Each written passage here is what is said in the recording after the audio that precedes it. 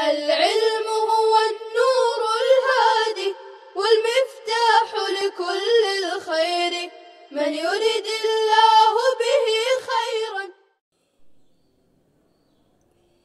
بسم اللہ الرحمن الرحیم. عزیز طلبہ، کل ہم نے آپ کو الدرس السابع والعشرون کے تحت جو تمارین اور جو مفردات پڑھائے تھے، یاد کرائے تھے، امید ہے کہ آپ نے تمرینیں بھی کر لی ہوگی اور اسی طریقے سے سبق یاد بھی کر لیا ہوگا اور مفردات کو اچھی طریقے سے آپ نے ذہن نشین کر لیا ہوگا. یقیناً آپ جانیے کہ مفردات جتنے اچھے آپ کے یاد رہیں گے انشاءاللہ اتنا زیادہ آپ کو وہ مستقبل میں کام دیں گے اور آپ کے اندر ایک جو ہے شمتا طاقت پیدا ہوگی کہ آپ اپنے مافی الضمیر کو ادا بھی کر سکیں گے اور اپنے قلم کو چلا کر روانی کے ساتھ کسی مضمون پر سیر حاصل بحث بھی کر سکے گی. یہ الفاظ جتنے اچھی طریقے سے یاد ہوگے اتنا اچھا طریقے سے آپ لکھنے والے اور بولنے والے بنیں گے.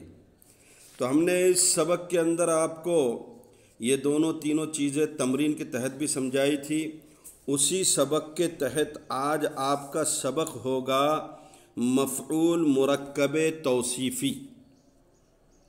مفعول مرکب توصیفی کی شکل میں پہلے سمجھ لیجئے کہ مفعول مرکب توصیفی کا کیا مطلب ہے. اسی سبق کے آغاز میں الدرس السابع والعشرون 27 سبق کے آغاز میں ہم نے آپ کو فعل، فاعل اور مفعول سمجھایا تھا. پھر اسی کے تحت آپ کو مرکب اضافی اور مرکب توصیفی بھی سمجھایا تھا جو فاعل بن کر آئی تھی. سر دست آپ جو ہے یہ سمجھتے چلے کہ فعل کام کو کہتے ہیں اور فاعل اس کام کے کرنے والے کو کہتے ہیں. اسی طریقے سے فاعل کا فعل جس پر واقع ہو اس کو مفعول کہتے ہیں. یہ 3 چیزیں تھی. 2 چیزوں کی ہم نے مشق کر لی. اب تیسری چیز کی مشق ہے کہ مفعول مرکب توصیفی کی شکل میں آئے تو جملہ کیسے بنے گا، کس پر کیا اعراب آئے گا اور ترجمہ کس طریقے سے کریں گے. آپ کو یہ بھی بتلا دیا گیا تھا کہ معرفہ نکرہ کے تحت آپ کو اس سے پہلے اسباق کے اندر بیان کیا گیا تھا کہ موصوف اور صفت دونوں مل کر یہ ترکیب اضافی یا مرکب توصیفی اس کو کہتے ہیں. مرکب توصیفی اس کو کہتے ہیں. موصوف صفت جب 2 معرفہ یا 2 نکرہ ایک جگہ جمع ہو جائیں، جب 2 معرفہ یا 2 نکرہ یا تو دونوں پر الف لام رہے گا دونوں معرفہ، یا 2 نکرہ یا دونوں پر تنوین رہے گی، جب وہ دونوں ایک جگہ جمع ہو جائیں اور دوسرے کے ذریعے پہلے کی اچھی یا بری حالت بیان کی جائے تو اکثر ایسا ہوتا ہے کہ پہلا موصوف اور دوسرا صفت بنتا ہے. پہلا موصوف اور دوسرا صفت کہلاتا ہے. موصوف صفت کا ترجمہ اکثر الٹا ہوتا ہے، بلکہ الٹا ہی ہوتا ہے. جیسے الٹا ہونے کا مطلب کیا؟ جیسے ہم نے کہا الدرس القدیم، تو اب الدرس پہلے آیا، القدیم بعد میں آیا، لیکن ترجمہ الٹا کریں گے تو کیا کہیں گے؟ پرانا سبق. اور اس کے ترجمے میں ہے نہیں ہوتا. کیوں؟ اس لیے کہ یہ ناقص ہے، مرکب ناقص ہے یہ، اس لیے ترجمے میں ہے نہیں ہے اور ہے نہیں ہوتا. یہاں پر مفعول مرکب توصیفی کی شکل میں جب آئے گا تو اس پر کس طریقے کے اعراب لگیں گے، جملے میں کون سا فعل اور کون سا اسم کہاں رہے گا، یہ اس تمرین کے اندر، اس سبق کے اندر بتلایا جا رہا ہے. دیکھیے پہلے پڑھ لیجئے. مفعول مرکب توصیفی کی شکل میں طلب الاستاذ الماء الباردہ، طلب الاستاذ الماء الباردہ، استاد نے ٹھنڈا پانی طلب کیا. غسل الخادم الثوب الوسخ، غسل الخادم الثوب الوسخ، خادم نے میلا کپڑا دھویا۔ غور کیجئے، طلبہ اس سے پہلے بھی کئی مرتبہ ہم نے آپ کو بتلایا کہ طلبہ ماضی ہے اور ماضی مفتوح ہوتا ہے۔ پھر اس کے بعد الاستاد آ رہا ہے، یہ فاعل واقع ہو رہا ہے۔ کیا ہو رہا ہے؟ فاعل واقع ہو رہا ہے۔ آپ نے پڑھا ہے، سمجھا بھی دیا گیا ہے آپ کو کہ فعل ماضی یا فعل مضارع کے بعد آنے والا اسم وہ معرفہ اور اس کے ساتھ ساتھ جو ہے مرفوع ہوتا ہے، اور وہ اسم اس فعل کا فاعل بنتا ہے۔ یہاں پر طلبہ آیا اور اس کے بعد الاستاد آیا، تو الاستاد مرفوع بھی ہے اور وہ طلبہ کا کیا بن رہا ہے؟ وہ طلبہ کا فاعل بن رہا ہے۔ تو فعل فاعل ہو گیا۔ اب آئی باری الماء الباردہ، یہ دو کلمے ہیں، الماء الباردہ۔ اگر ان کو تنہا پڑھا جائے گا تو الماء البارد پڑھیں گے۔ کیا پڑھیں گے؟ الماء البارد اگر تنہا پڑھے جائیں گے، کیونکہ دو جو ہے یہ دونوں کے دونوں موصوف صفت ہیں۔ آپ نے پڑھا ہے ابھی کہ جب دو معرفہ یا دو نکرہ ایک جگہ جمع ہو، دوسرے کے ذریعے سے پہلے کی اچھی یا بری حالت بیان کی جائے۔ اب یہاں پر دیکھو الماء البارد اگر ہم کہیں گے تو ظاہر بات ہے کہ موصوف صفت کے تابع ہوتی ہے، اور موصوف پر اس سے پہلے کوئی جو ہے عامل نہیں ہے، اس لیے پیش آیا ہے، تو الماء البارد البارد پر بھی پیش آئے گا، اس لیے کہ صفت موصوف کے تابع ہے۔ لیکن یہاں پر طلب الاستاد الماء الباردہ، الماء الباردہ آیا ہے، یعنی بجائے پیش کے، بجائے مرفوع لانے کے اس کو مفتوح لایا گیا ہے۔ کیوں؟ یہ جملے کے اندر مفعول بھی واقع ہو رہا ہے۔ مفعول بھی کس کو کہتے ہیں؟ ہم نے پہلے آپ کو بتایا، فعل کام کو اور اس کام کے کرنے والے کو فاعل کہتے ہیں، اور فاعل کے بعد وہ فاعل کا فعل جس اسم پر واقع ہوگا اس کو مفعول کہے گے۔ اب تینوں کا اعراب سمجھیے۔ فعل اگر ماضی ہے تو مفتوح ہوتا ہے، فاعل ہمیشہ مرفوع ہوتا ہے، اور مفعول بھی کا اعراب بھی منصوب، یعنی اس کے اوپر زبر آتا ہے۔ تینوں کا اعراب سمجھ گئے آپ؟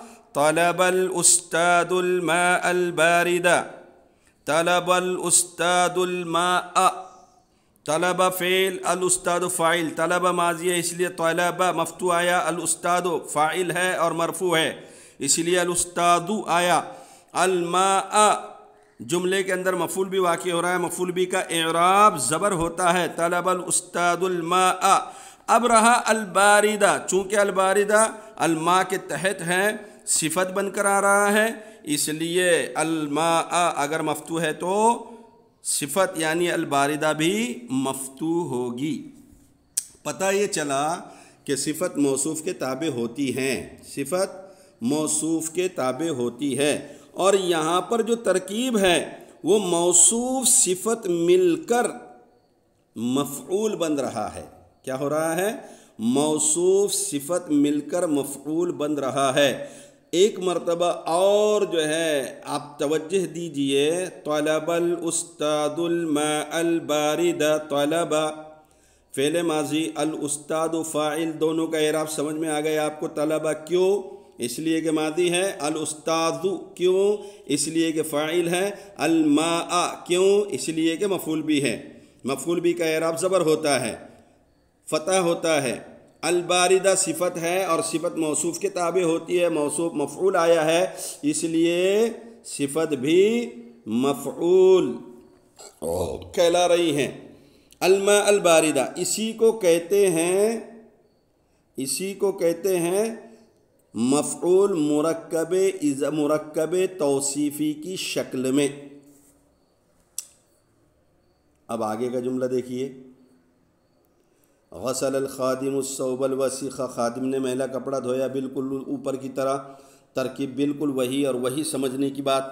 اب نیچے جو ہے ترکیب دی جا رہی ہے سبق کے اندر، دیکھیے ترکیب، طلب الاستاد الماء البارد، طلب فعل، الاستاد فاعل، الماء موصوف، البارد صفت، موصوف اپنی صفت سے مل کر مفعول، اب فعل اپنے فاعل اور مفعول سے مل کر جملہ فعلیہ خبریہ ہوا۔ فعلیہ خبریہ کا مطلب کیا؟ ایسا جملہ جس میں کسی کام کی خبر دی جا رہی ہو وہ جملہ فعلیہ خبریہ کہلاتا ہے۔ تمرین میں جانے سے پہلے ایک مرتبہ ہم چاہیں گے کہ آپ اچھی طریقے سے اس قاعدے کو ذہن نشین کر لیں اور ترکیب پر بھی توجہ ڈال دیں۔ طلب الاستاذ الماء الباردہ، طلب فعل، الاستاذ فاعل، الماء موصوف، الباردہ صفت۔ میں نے چاروں کے اعراب کی وجہ آپ کو بتلا دیا، آپ ذہن نشین کریں اور پچھلے اسباق کے اندر اگر نہ سمجھے تو پچھلے اسباق کے اندر جا کر دیکھے کہ فعل ماضی طلبہ پر زبر کیوں آیا، یہ کیوں آیا، کیوں کی جو ہے عادت ڈالی ہے تو انشاءاللہ تشنگی باقی نہیں رہے گی۔ اگر کیوں آیا آپ کے سمجھ میں نہیں آیا تو آپ خود جانچیں گے، تلاش کریں گے، ڈھونڈیں گے، تلاش کریں گے، جستجو کریں گے، اور آپ کی اگر رسائی وہاں تک نہ ہو تو پھر آپ اپنے استاد سے جو ہے یا کسی سے بھی آپ اس کو حاصل کرنے کی کوشش کریں گے۔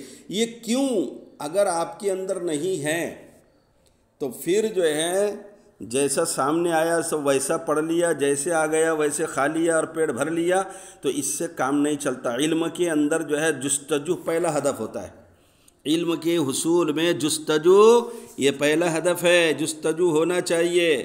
جستجو کیا ہے؟ طلبہ زبر کیوں آیا، الاستاذ اس پر جو ہے رفع کیوں آیا، الماء اس پر زبر کیوں آیا، الباردہ اس پر زبر کیوں آیا۔ تین جگہ زبر آ رہا ہے، وجہ کیا ہے؟ ہر ایک کی الگ الگ وجہ ہے، آپ کو میں نے سمجھایا ہے، تو آپ اس پر جو ہے توجہ ڈالیے۔ کیوں طلبہ مفتوح ہے، کیوں الاستاذ مرفوع ہے، کیوں الماء مفتوح ہے، کیوں الباردہ مفتوح ہے۔ جب یہ کیوں کر کے آپ سمجھیں گے تو انشاءاللہ جو ہے آپ وہاں تک پہنچیں گے جہاں تک کہ آپ کے سمجھ میں یہ چیز نہیں بیٹھ جاتی۔ تو چلیں آگے، آپ اچھی طرح کا سمجھ گئے ہوں گے کہ بھائی زبر آنے کی اور پیش آنے کی وجوہات کیا کیا ہیں۔ اب دیکھیے آگے کے تمرین نمبر 7، صحیح اعراب کے ساتھ لکھ کر ترجمہ کریں، ترکیب کریں اور بلند آواز سے پڑھیں۔ 3 کام ہے نا، اعراب کے ساتھ ترجمہ کرنا ہے اور ترکیب بھی کرنا ہے، بلند آواز سے پڑھنا ہے۔ بلند آواز سے آپ پڑھیے اپنے طور پر۔ یہاں 3 چیزیں ہم کو جو ہے آپ سے مطلوب ہے کہ اعراب کے ساتھ لکھنا ہے۔ یہاں بغیر اعراب کی عبارت لکھی ہوئی ہے، ہم نے اوپر آپ کو بتلایا، اب یہاں پر جو ہے اس کا استحضار کر کے پڑھنا ہے۔ دیکھیے، يدخل الطلاب الفصل الجدید، عبارت سمجھ رہے ہیں آپ؟ يدخل الطلاب الفصل الجدید، دخل يدخل باب نصرہ سے آتا ہے، اس کے معنی داخل ہونا۔ يدخل فعل ہے، فعل مضارع ہے، اس لیے مرفوع ہے، اس سے پہلے کوئی عامل نہیں ہے، زبر زیر دینے والا کوئی عامل، جزم دینے والا کوئی عامل نہیں ہے، اس لیے فعل مضارع مرفوع رہے گا۔ يدخل، اب دوسرا اس کے بعد اسم ہے الطلاب، يدخل الطلاب، الطلاب فاعل ہے اس لیے مرفوع ہے۔